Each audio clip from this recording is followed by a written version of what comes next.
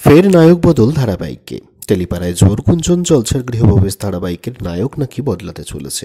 অভিনেতা সুস্মিতের জায়গায় ধারাবাহিকে এন্ট্রি হতে চলেছে নয়া নায়কের। আসলে শোনা যাচ্ছে সুস্মিতের জায়গাতে নাকি এই ধারাবাহিকে নতুন এক নায়কের এন্ট্রি হতে চলেছে এবং সেই নায়ক হলেন রাহুল মজুমদার, যাকে আপনারা শেষ দেখেছিলেন হরগৌরী পাইস হোটেলে। আসলে বর্তমানে গৃহপ্রবেশ ধারাবাহিকে এসেছেন নয়া মোড়। গাড়ি দুর্ঘটনায় প্রাণ হারিয়েছেন ধারাবাহিকের আদ্রিত। তার মরদেহ আনা হয়েছে বাড়িতে, যা দেখে কান্নায় ভেঙে পড়েছে শুভলক্ষ্মী এবং আদ্রিতের মা। তবে ছেলের শেষ ইচ্ছে ছিল তার মা যেন শুভলক্ষ্মীকে মেনে নেন।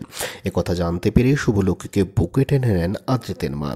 এদিকে স্বামী হারানোর মাঝেই কিন্তু সন্তানের জন্ম দেন শুভলক্ষ্মী, আর ছেলে কেশবকে নিয়ে নতুন করে গৃহপ্রবেশ হয় শুভলক্ষ্মীর। তাই অনেকের অনুমান যে ধারাবাহিকে নতুন মোড় আনতে নায়ক বদল করা হতে পারে, আনা হতে পারে রাহুল মজুমদারকে সুস্মিতের জায়গায়। যদিও বা চ্যানেল কর্তৃপক্ষ নায়ক বদলের প্রসঙ্গে কোনো রকম মন্তব্য করেননি। এদিকে মুখে কুলু পেটেছেন ধারাবাহিকের নায়ক সুস্মিত।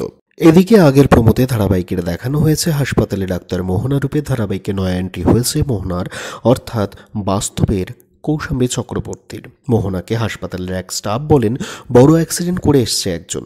তবে ধারাবাহিকের এই অ্যাক্সিডেন্ট করে আসা ব্যক্তিটি আদ্রিত নয় তো। তবে দুর্ঘটনায় অন্য কাউকে দেখে আদ্রিত ভেবে বসেছে নাকি আদ্রিতের পরিবার।